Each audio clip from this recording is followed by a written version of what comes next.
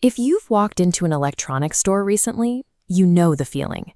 You're staring down a wall of glowing rectangles, trying to figure out which one belongs in your living room.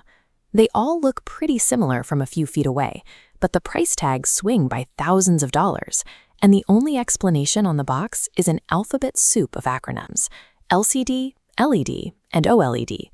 It is easy to assume these are just version numbers, like each one is a strict linear upgrade over the last, and you just buy the newest one you can afford. But buying a display based purely on a marketing acronym without knowing how the screen actually makes its light usually leads to one specific problem: a direct mismatch with your room's lighting. You either blow your budget on premium features you'll never be able to see in a sunlit room, or you try to save cash and end up squinting at a washed-out image every time you watch a movie. To avoid both, we need to use a scenario match approach. Finding the right TV comes down entirely to measuring your specific room brightness against your budget limits. We aren't hunting for an objective best screen. We're doing a strategic exercise to match physical hardware trade-offs to your exact viewing environment. To understand those trade-offs, we have to start with the foundational architecture that still powers the vast majority of displays today, the traditional LCD. This diagram shows the anatomy of a basic LCD screen. Notice the very back layer. That is a separate, always-on fluorescent lamp sitting behind everything else. The light pushes forward into a grid of liquid crystals. Think of these crystals as thousands of microscopic physical shutters. They open and close to dictate exactly how much of that rear light is allowed to pass through. The light that successfully makes it past the shutters finally strikes a front layer of red, green, and blue color filters. That combination of filtered light creates the picture you see. This multi-layered approach gives you a functional image at a very low cost, but it requires a thick casing to hold the fluorescent tubes, burns a lot of energy, and struggles to produce deep contrast. Which brings us to a highly successful piece of marketing spin in the electronics aisle, the LED TV. It sounds like a completely independent technology. The reality of the industry is much simpler. An LED TV is just a traditional LCD screen that uses a different type of light bulb. The liquid crystal shutters and the red, green, and blue filters remain exactly the same. The only difference is that the bulky rear fluorescent lamp is swapped out for an array of LED lights. That single hardware swap provides immediate physical benefits. The screen becomes significantly thinner, highly energy efficient, and capable of pushing out a much brighter image. So LED is a modernized LCD engine optimized to give you exceptional peak brightness and strong value for daytime viewing. To find an actual mechanical shift, you have to look at OLED, which completely abandons the old backlight market. The core concept driving an OLED screen is that it uses self-lighting or emissive pixels. Looking at this comparison, the OLED side doesn't have a giant lamp in the back.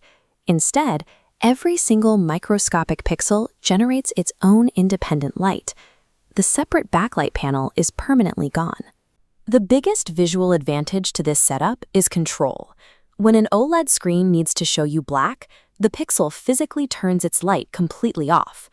Contrast that absolute darkness with the LED side. The backlight over there is always on. So even when the microscopic shutter closes tightly to block the light, a murky, grayish glow still actively leaks through the edges. By achieving perfect true black, OLED panels create infinite contrast. Colors appear incredibly rich and pop off the screen because they sit directly next to absolute darkness.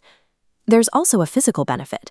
Stripping out the entire rear lighting assembly allows manufacturers to build premium displays that are practically as thin as a pane of glass.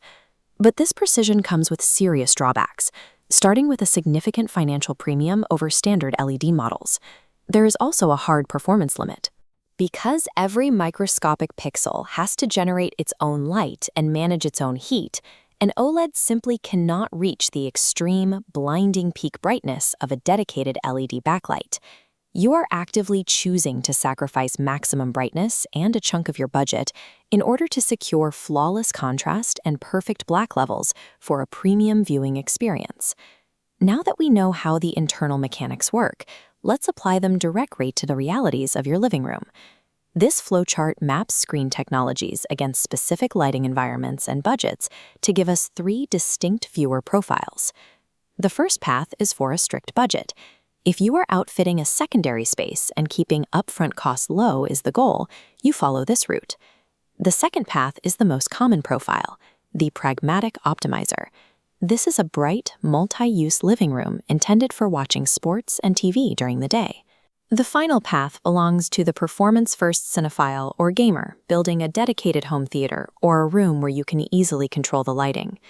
Choosing a traditional LCD here secures maximum initial financial savings. You are willingly sacrificing a sleek aesthetic design and long-term energy efficiency to keep the purchase price at the absolute minimum. For this room, you need an LED display. It provides the high peak brightness required to physically cut through daytime glare from your windows, offering the best overall balance of price and performance. Investing in an OLED here secures the absolute deepest cinematic blacks and precise contrast, but it requires paying a heavy premium and keeping ambient sunlight strictly controlled so you don't wash out those delicate dark details. To navigate the electronics aisle without getting tripped up by marketing, use this quick memory trick. The LCD is the older baseline technology. LED is just an LCD screen with an LED backlight, and OLED is self-lighting, meaning every single pixel makes its own light. Warning tone. Ignoring this breakdown has consequences. If you spend top dollar on a premium OLED and put it in a highly sunlit room, you will actually get a worse viewing experience than if you had purchased a cheaper, brighter LED. Ultimate universal picture quality is an illusion.